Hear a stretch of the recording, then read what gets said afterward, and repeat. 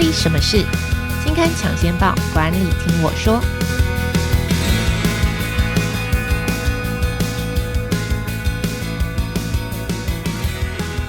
Hello， 各位听众朋友，大家好，欢迎收听经理人 Podcast 管理什么事单元。我们每个月和听众朋友一起导读杂志的封面故事和特别企划，也邀请编辑团队来到现场分享制作背后的故事。我是代班主持人刘阳明。在备选休假的这段期间，我来和大家一起聊聊管理话题。那今天要谈的主题是经理人月刊1月号的特别企划，持续专注提升效率的数位工具活用术。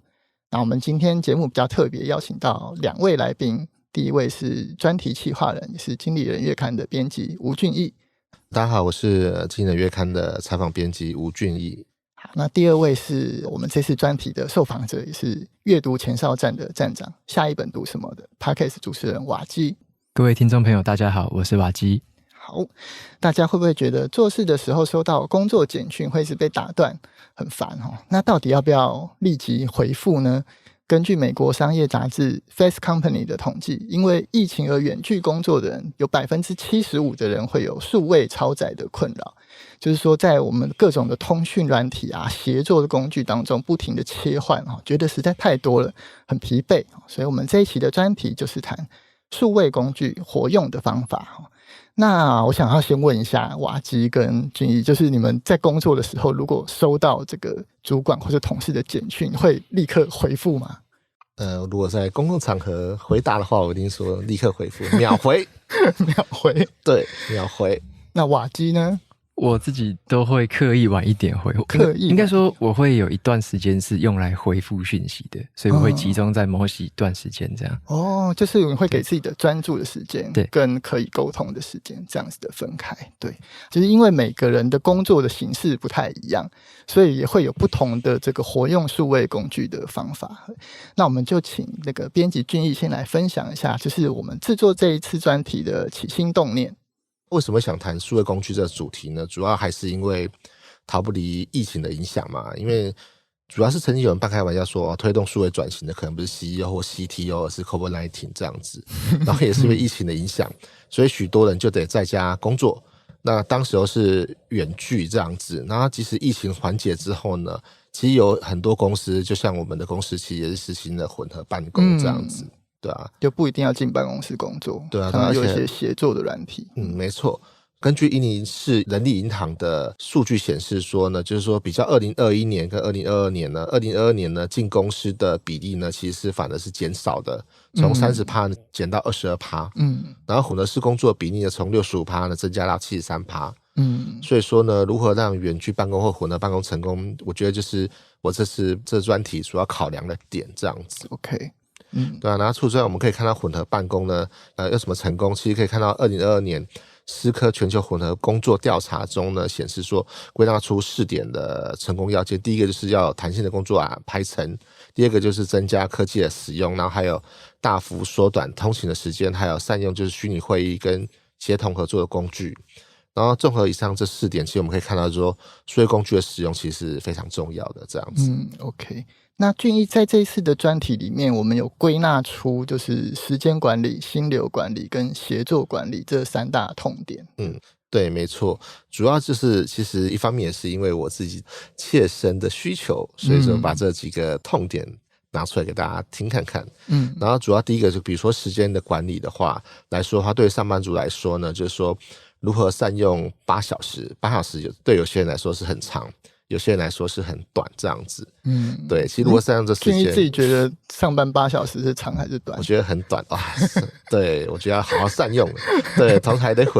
面临混合办公，其实有一个大魔头就是拖延症候群。对，很多人就在家里，或者是对，就很容易很多外在的因素来影响。那如何善用这些时间呢？在一流自雇者的时间管理书里面有说到，建议说你可以删除不必要任务啊，或者是要求他人来为你设定截止日期，然后或者是每周对你的目标进行审查，这些方式来有效的利用时间。那时间管理这方面，对，没错。那再来就是心流管理的方面的话，其实大家有没有遇过，就是说你很专心在一件事，比如说写案子或写程式，或者是读一本书的时候，就很容易进入一个精神时光屋的一个境界，就很容易一晃神起来，2个小时过去了。对，这个对于工作者来说是非常重要的。那我们可以在《深度工作力》这本书中呢，他觉得说，这虽然说过去就已经提到，但到现在还是一个非常具有极高价值的技术。然后因为现在越来越多人呢所产生的应该是透过变成知识工作者，而不是说劳力的工作者，所以说呢，深度工作的变成一个重要资产。那你看，就连比尔盖茨每年都有2次的那个思考周，所以说呢，打造说你的心流管理是一个非常重要的成功的模式，这样子。OK， 所以那个第2个痛点就是要解决我们心流管理、专注方面的问题。对，然后再来就是协作管理，其实就是有人的地方就有江湖。然后平常在办公室，就是我们一起办公，实体办公其实就很容易有沟通不良的情况，相信大家都深有同感了。对，那何况是就是隔着一条网路这样子。然后所以说呢，在远距工作这样做的这本书中呢，他谈到说，就是在办公室看似完美的协作模式，其实完美协作模式其实很难达到。那放到远距上面呢，缺点就会一一浮现。所以说呢，对协作来讲，不只有沟通啊，这些还牵扯到优先权的协助啊，这些，所以说呢，对我来说，可能协作管理在未来的混合办公其实也非常重要的这样子。OK， 所以3大痛点：时间管理、心流管理跟协作。那在这一些内容里面，俊毅有没有就是你自己最喜欢、最受用的一个功能呢？最喜欢受用的功能，其实很多功能我都蛮喜欢，因为我以前其实也蛮爱尝试玩不同的软体，然后可能我觉得我一方面也是因为懒惰吧，所以想说，不同软体可以帮助我提高我的效率，然后可以省下很多时间。然后在本期中，我觉得印象，先不说最喜欢的话好了，先说印象最深刻应该是 Code Turkey Blocker。对，我当时使用的时候呢，其实就跟我之前说的，就是还在东摸西摸嘛，然后有时候就没有先看那个说明，这样子就直接来使用这样子，然后我就点选了封锁所有网站的功能，然后时间呢我就选择1个小时，然后就把它点开执行。执行的时候呢，那时候我在工作，那时候是工作很忙的时候。对，执行的时候呢，网站就完全开不了了。所以它是一个就是可以阻断你所有上网的工具的。对对对，阻断你一些，如果你付费的话，当然还可以阻断 App， 但是我觉得阻断上网就好了。比如阻断你的社群网路，或者是影音平台之类的这样子。那当时我就试用嘛，试用就把它打开这样子。那对，比较麻烦的是我的资料都存在云端硬碟里面，我很善用云端，对，然后东西没有先准备好，所以那1个小时我就几乎什么事都没办法做，这样子就好好的享受1个小时的空闲时光。所以我就建议大家，就是未来使用数位工具的时候呢，一定要详细的使用说明书。对，那你可以把那个软体砍掉啊，就 Code Turkey Blocker。对，但是问题是我试过，我砍掉之后呢，没办法。重开机也没办法，一定要等1个小时之后。对，我想说还好只有1个小时，如果更久的话，我可能就要全部的重关了。OK， 好，我再重复一次这个工具Cold Turkey Blocker 就是冷土鸡阻断器Cold Turkey Blocker。所以就是请大家真的要小心使用不然就是你连想要砍掉它都没办法砍。对，土鸡不是火鸡就变成你的噩梦这样子。Okay. 对，然后再下来我这次最喜欢的数位工具应该是 Gmail 跟 Task 还有那个日历的结合。像过去的话，我可能在 Gmail 遇到开会的事项或什么重要的事项的话，我可能就另外记录下来，然后写在日历上面，然后时间到提醒。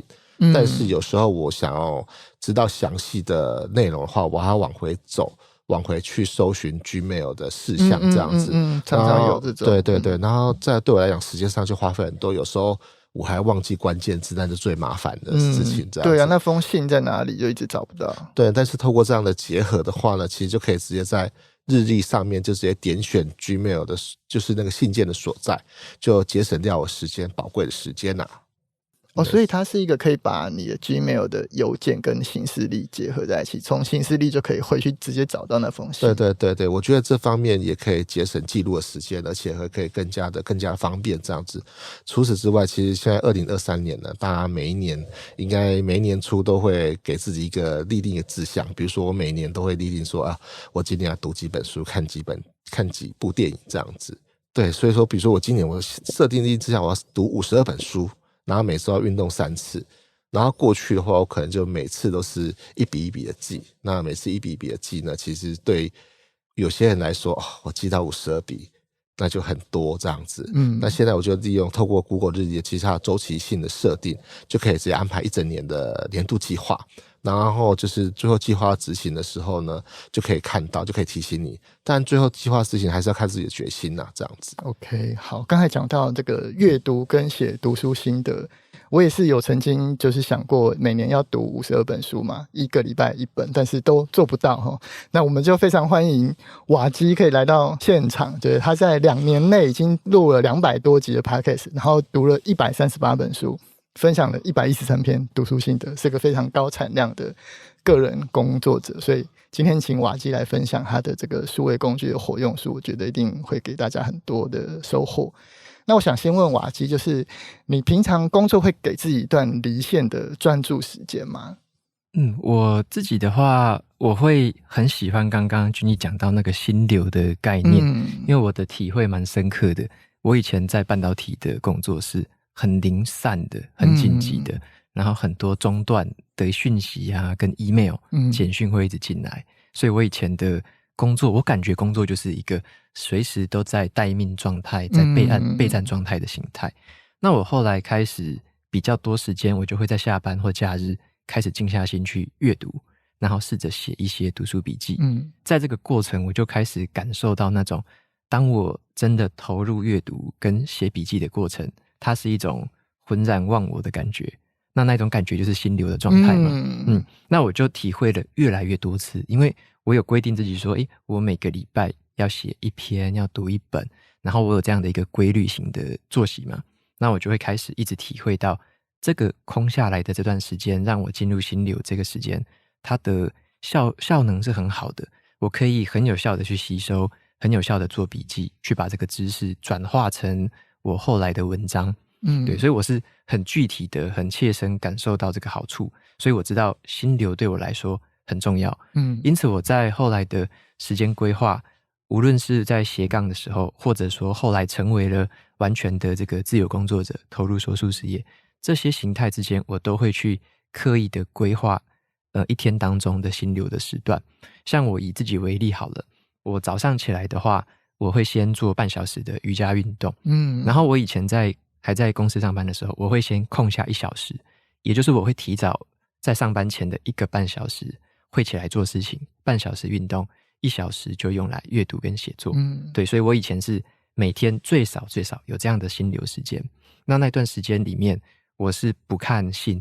也不看通讯软体，我就起来之后，我就只做我早上要做的事情。对。那我后来在去年离职嘛，我现在做自己全部的时间大部分都用来做说书。那我也是一样，我大部分在早上中午前的时段，我大部分是不会特别去看信或不会特别去看讯息的。所以早上的时段我是大部分是空下来，也是阅读写作这样子，就是留给自己的专注的时间。对，是的是的。然后我如果要收信或处理杂物，我一般是安排在下午，可能是1点1点半之后，我才会去处理其他的杂物，还有很多通讯沟通的事情这样。所以就是把通讯跟就是对外协作的都集中在那个下午的时段去解决。OK， 好，那我记得瓦基有说过，你也是很喜欢尝试各种数位工具，然后就是有新的都会拿来试试看。但是你最后好像有一个就是在很多工具当中取舍，就是最后变成一个极简收敛的过程。那可不可以跟我们聊一聊，就是你是怎么在这么多工具里面找到适合自己的工具呢？因为我在一开始进入台积的时候，我的工作性质就是软体跟硬体的整合开发，所以我的背景大概是会写程式的，会写程式码，会去用很多数位工具去管理我的专案。所以我自己对于数位工具是蛮 open 的一个态度，我蛮喜欢去采纳新的东西，去试新的程式码，写不同的功能。所以我的心态是这样，拥抱科技的。那我后来在接触了好多类型的工具之后，会发现很多工具它可能都有独特的几个小功能嘛，可能满足某个领域的功能。那我就会每个都想要试试看。那在试的过程，我后来好像有点迷失方向了，就是怎么这么多工具，然后那个像是我们的浏览器，我就可能开了很多个分页，然后就哇太多个分页，然后那边切来切去，后来我自己也很混乱。那我就想说，有没有哪些事情是可以极简的，可以再更简化一点，只保留下我要产出的这个动作而已。像我后来就定调，就是说对我自己来讲，最重要的事情，像我的说书最重要的事情，就是每个礼拜的读书心得的文章，还有 podcast 的节目，所以这个是我的主要产出。那其他的事情都是次要的，所以我后来就尽量的简化。我后来就一直收敛到，我就是用 Notion 这个免费的这个算是笔记或专案软体嘛，然后我就用这个来管理我的那个像是 schedule， 就是我的排程是什么，我就用这个软体来管理我的文章排程。然后我也把每一集每一篇文章的这个列表，我都是整理在 Notion 里面。OK， 对，那我也只透过这个工具，我就把它跟那个 Google Calendar 做整合。我用 Google Calendar 去串 Zapier， 然后 Zapier 再去通知 Notion。所以呢，我任何人跟我在 Google Calendar 上约的会议啊，开的一些新的沟通的时段，我只要在 Google Calendar 建立好之后，它会自动就会串到 Notion 里面，开启一个专案的或者是一个会议的页面。那我以后我任何的透过通讯软体或者是 email 相关的沟通，任何的资讯，我就可以把它整合到 Notion 里面那一个位置。对，所以我后来就简化成我以我的产出为主，还有我以我的专案任务为主。因为我们跟人家开会一定是为了某个专案嘛，那就是尽可能的让那一些分散的事项是重新引导到那一个专案的本身页面，这样子，就把所有的资讯都汇集到那个页面去，就不会说我们要花很多时间找刚才那封信到底在哪里，然后约的是时间是几点这样子。对，是的 OK， 所以你是从你主要的产出是什么样子的工作内容，然后再从这个去挑选你适合的软体。对 ，OK， 那从这个上班工作到你变成个人的自由工作者，这两个就是使用数位工具的方法会有差别吗？因为比方说上班族可能公司会规定说我们要使用哪些软体呢？那可是在比方说自己当斜杠或者是要个人工作的时候，这两个有什么样的分别，或是你怎么样整合这两个不同的系统？像对我来说，像我可能在这个产业比较特别一点，它是因为台积电它是半导体业嘛，而且是晶圆制造，那加上我们对于资讯的管控是很严格的，所以我们会有一个生态变成说，我们在公司内部的这些数位工具的生态是密闭的，它比较不会说我用某个云端硬碟或我用某个云端论坛。在台积电内部，我们会有很多自己内部开发跟调整过的系统，是可以把这个资讯很好的保护在这个企业里面。所以以我来说，以前我在工作这10年的这个历程来说，我大部分在用的软体可能是外面可能没听过的，或者说外面有听过，但是我们会把它改造成内部可以用的形式。所以我在台积电内部里面会用一些可能是自己公司内部为了我们的晶圆生产，为了我们公司的运作而制造出来的这个软体，所以在里面的话会是接触到这样一个比较算封闭型的这个世界。对。那你说对于我的个人来说，像我刚刚说的，可能像 Google Calendar 跟 Notion 的这种整合，公司内部就没办法用 Notion 这种软体，因为 Notion 它基本上很多东西是存在云端嘛，那我们不能接受说这些机密资讯在外面，对。所以我就没有办法在公司用一些现在最流行或最新最方便的这种科技软体，所以那种东西我就只能在我个人的时间去使用。所以对我来说，我的感受会是工作上面的这个系统跟我个人的系统它分的是蛮开的，中间是断的蛮干净的这样子。OK，好像就是跟你刚才讲说，你会有一段自己的专注时间跟开放可以沟通的时间，这两个也是区隔开来的。那我还想要再请问一下，就是你是怎么样找到，就是比方说你是早上适合专注，还是早上适合开放，就是这个不同的节奏的呢？我觉得这个问题很好，因为我之前也曾经疑惑啦，就是说这个理论到底是不是符合我？因为我会去质疑，就是像我们看一些科学研究或一些对人的这个研究，有时候会觉得它好像有那么一回事，可是它不一定适合我。所以我自己的做法就是我亲身去做实验，用我自己当实验，